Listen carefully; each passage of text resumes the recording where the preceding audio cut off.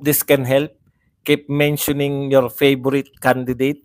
Remind to vote straight. Baliwala kung mahuli ang droga. Kasi sila din ang magtatago ng ebidensya, kunwari lang ang huli.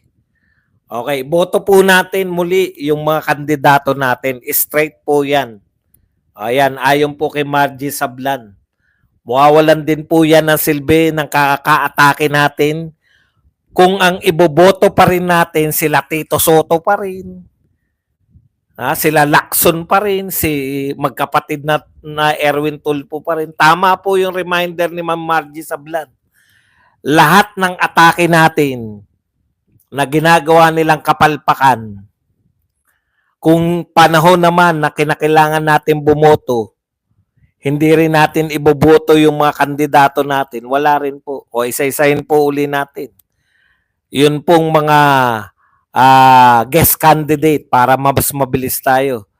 Kibuloy, Marcoleta, at saka to si Vic Rodriguez. Yung pong mga dalawang senador natin, Bongo, at saka Senator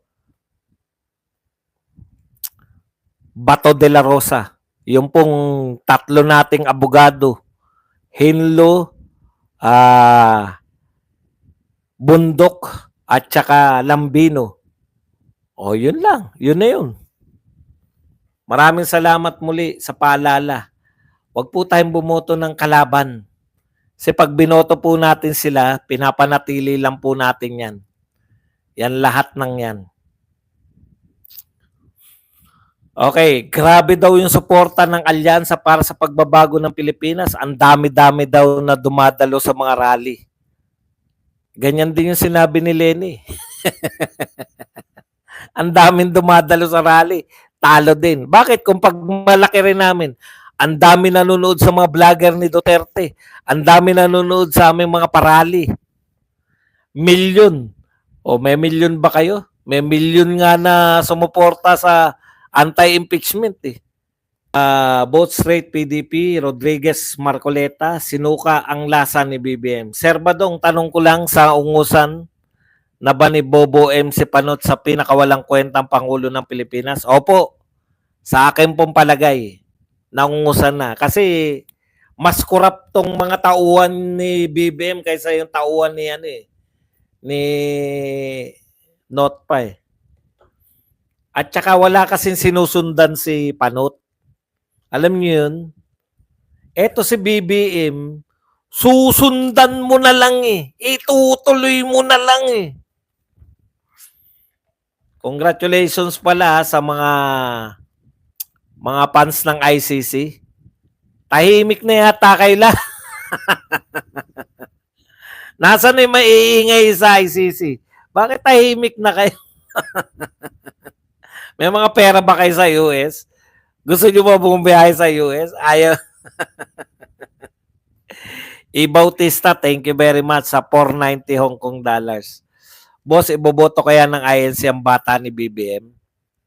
Hindi po natin, alam nyo po, ayaan nyo lang INC. Hindi mahirap po hulaan kung ano eh. Sila nga, hindi nga, yung mga INC nga, naghihintay lang eh. Kayo naman, naiinip pa kayo. Ayaan nyo lang INC. Basta tayo, mangampanya lang tayo ng mangampanya. Hindi natin kayang kontrolin yung INC. May sarili silang pamunuan. Ba't hindi kasali si Doc Richard Mata? Ano po magagawa natin? Hindi po ako. Hindi po ako ang nagpasya yan. Una, hindi ko po kilala si Richard Mata. Hindi ko po siya kilala. Ikalawa, wala po siya. Si Lambino, hindi ko rin po yan kilala. Si Hinlo, hindi ko rin yan kilala. Naroon sila eh. Ano po magagawa natin? Supporter lang tayo. Yung mga si Tatay Digong namili niyan. Tanong nyo po kay Digong. Ako magpapasya. Buti pa tanong nyo si Willie Rebillame kung bakit hindi siya kasama. Kaya ko pa sagutin. Pero si Mata, hindi ko po siya kilala. Si Hinlo, hindi ko rin po kilala. Si Lambino, hindi ko rin po kilala. Kaya paano ko sasagutin yung tanong nyo? Bakit hindi sinama? Nakuha niyo po? Yan po yung hindi. Yan po hindi ko po kayang sagutin. Kaya nga po, hindi ko po siya kilala. Kaya, bakit po di nakasama si Willie Cabads? Napanood nyo siguro yung interview ni Willie. Siya umayaw. Umayaw siya sa mga Duterte. Pwede ba yun? Lahat gusto ma-endorse ni Duterte tapos siya ayaw. Tinanong eh. Tinanong si Willie, di ba? O kaya yung mga naloloko pa po, na akala nyo ay si Willie Revillame ay parte po ng mga inendorso ni Tatay Digong. Talagang inendorso dapat siya ni Tatay Digong. Siya na nga nagkwento eh. Nung mga unang maisog rally, yung kauna-unahan, may mga ano pa, di ba? Yung mga kandila. Tapos sa interview, sabihin, tinaas ni Tatay Digong yung kamay niya. Actually. Tapos nung in-interview siya, sinabi niya na, bakit tinaas ni Digong? Tinanong siya. Nangawit lang kami, kaya nagkataasan. Dininay. Si Digong pa i-deny mo? Utot mo.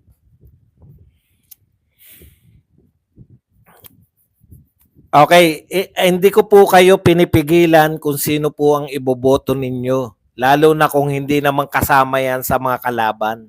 Katulad po, marami nagsabi, Dr. Mata, Dr. Mata. Ang sinasabi ko po sa inyo, hindi ko po siya kilala. Paano ko po siya i-endorso? At saka hindi po tayo nag-endorso ng labas sa in-endorso ni Tatay Digong. Yun lang po ang masasabi ko. Ngayon, kung gusto nyo pa rin iboto si Dr. Mata, wala pong problema dyan. Wala akong nakikita. Pero pag sinabi nyo Tito Soto, yan, talagang tatalo tayo. Pero si Dr. Mata, wala akong nakikitang problema. Kaya lang, wag nyo pong ipagpilitan na dapat masama siya sa PDP lineup kasi hindi nga po siya kasama. Di ba? Okay. Yes, doon lang tayo sa PDP lineup. Si Doc Willie Ong po ay umatras na po. Formal na po kanina yung misis niya. Ano na nga pangalan nung asawa ni Doc Willie Ong? Yun. Yung si Doktora Ong. Nag-file na po kanina ng binabawi na po yung kanyang kandidatura. Kaya wala na po. Masasayang lang po boto nyo. Ang problema niya kasi hindi na raw buburahin yung mga yung mga hindi na tatakbo. Yung mga umatras na hindi na raw buburahin. Ang iniisip ko, kasi si Willie Ong 'di ba? Masyado siyang popular eh. Ang iniisip ko, paano kaya kung nanalo si Willie Ong? Puta, syempre, meron ka ng pinirmahan na ayaw mo na eh. Paano kaya kung nanalo? Siguro laking panghinayang ni no? Manghinayang siguro sila. Puta, sabi na kasi sa'yo, Lisa. Kinumbinsi pala siya ni Lisa. Sabi na kasi sa'yo, Lisa. Hindi ba gramo yun? Pasensya na po. Kala ko gramo rin eh. Di ba gramo sa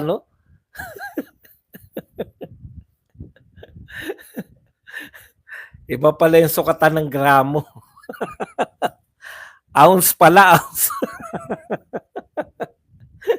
Hindi, kilo rin eh. Kinikilo rin. Hindi, gramo rin yun. Puta, siguro na-stress lalo. Sabi na kasi wag na tayong umatras. Nanalo sana ako. Hindi po malayong alam nyo ba mga sa survey si Ong? Si Doc Willie Ong? Pumapasok pa si Doc Willie Ong eh. Grams din. Grams din yung Basta kilogram yun eh. Kilogram. 1,000 gram. pumapasok din yung ano, yung pangalan ni Willie Ong, eh. Eh, hindi natatanggalin ng COMELEC, magastos, eh. Putya, ano kaya manalo si Willie Ong, no? Lalo matitigok na yun sa problema. Mabubuisit yung kay Lisa. Kumbinsi ka ng kumbinsi, pananalo na nga ako. Yung may gusto kasi siyang mangyari, yung mga huling hininga niya sa mundo, makapaglingkod siya, 'di ba? Yun yung siguro yung iniisip ko eh, na nasa isip niya. 4,500 per gram ng 18K gold. Ganda, 4,500. Eh di yung isang kilogram pala niya, 4.8 million. Please Badong educate DDS voters. Huwag sila sunod-sunod sa pang-enggoy ng Banateros na pwedeng magdagdag ng 3 pa. It will affect the 9 PDP senatorial bets. Sisirain nila Magic 9, drama lang yung magkakaawa. Hindi ko po alam yung sinasabi ng Banateros. Labas ako dyan kung may problema kayo ng Banateros.